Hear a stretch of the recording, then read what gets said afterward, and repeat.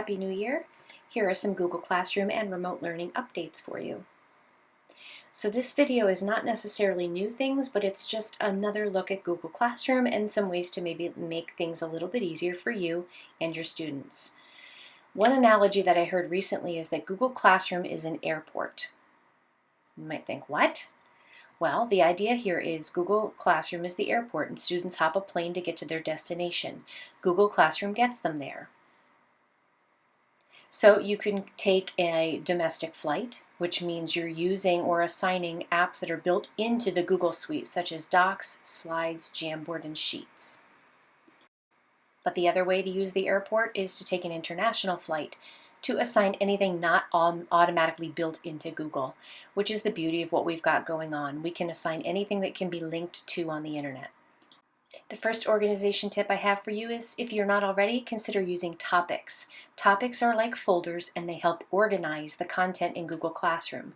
Students can click on a content or a topic from the classwork tab to see everything that's in that folder or in that topic.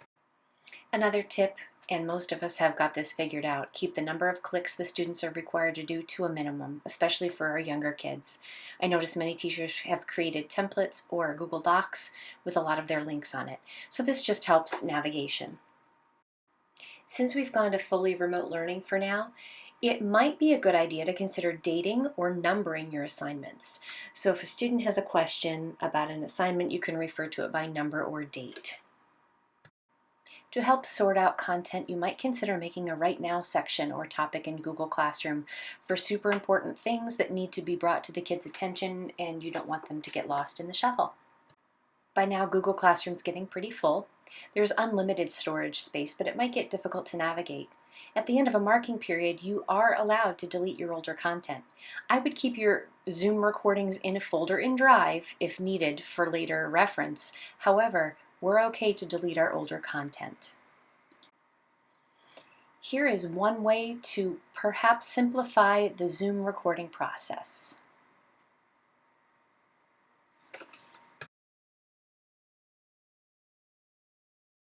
Or your classwork tab is getting cluttered with all of your Zoom recordings, here's something you might want to consider.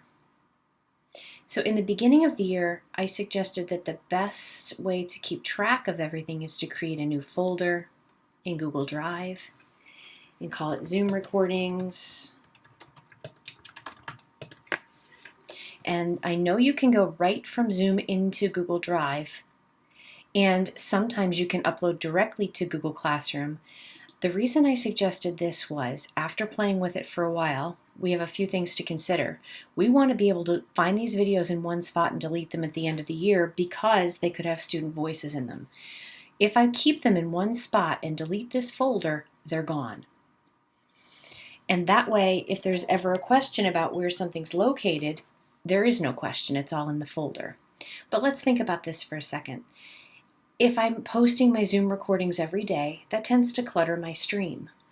What I could do is create my folder with my Zoom recordings, and I can change the permissions on this folder. So if I right-click or control-click and go to Share,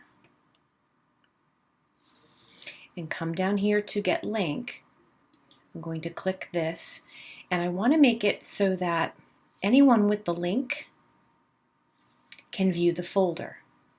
And the reason I'm not selecting anyone at Wayne Highlands is, if you recall, our kids' emails end in .me, ours end in .com, and sometimes it gets confused and won't let the kids have access. So again, I've changed it so anyone with the link can view, and I'm going to say Done. Now, to save a step, I could have copied that link, or I could go in here and get the link and copy it. If I put this link in my Google Classroom and make the comment that, or the instructions that, every Zoom recording will be located in this folder. Check it daily for updates.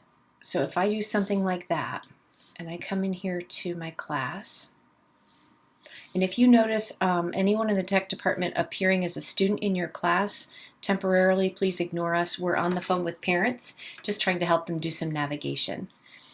So I'm going to go to my classwork tab. I'm going to create a material because they don't need to edit anything. And I'm going to call this my Zoom recordings.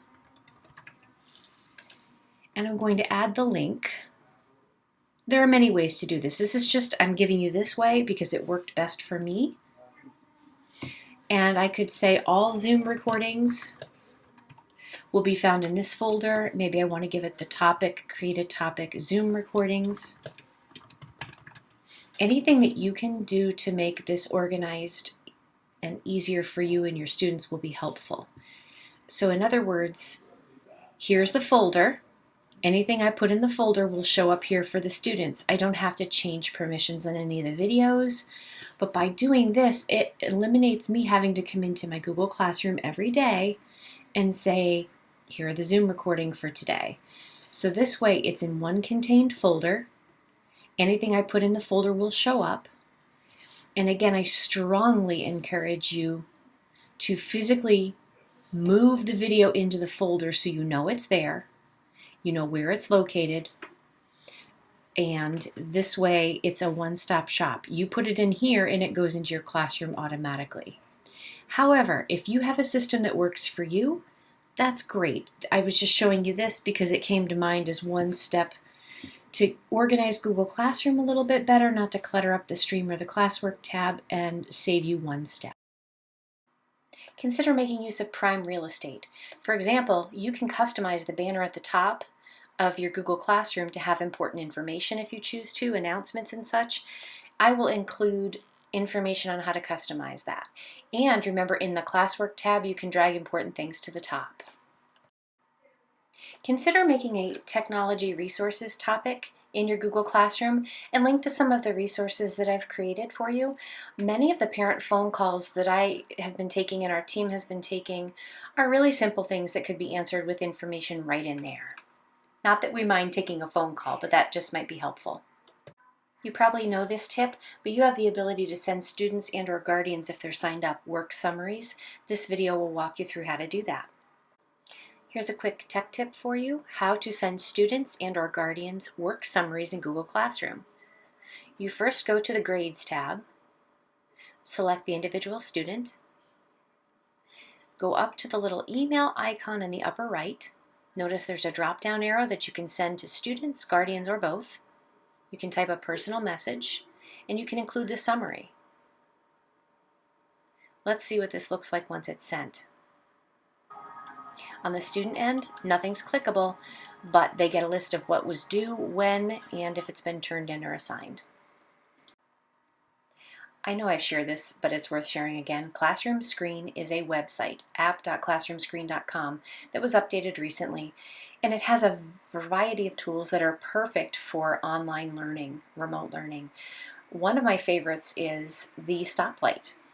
If you want your students to know when they can be unmuted and speak freely, or muted, or raise their hands to speak, you could use something like the stoplight, like I used to do in elementary classroom. Some quick credits, and I should include reading blogs. Again, trying not to bombard you, but want to give you a few quick updates. As always, please don't hesitate to reach out if you have questions. Have a great day.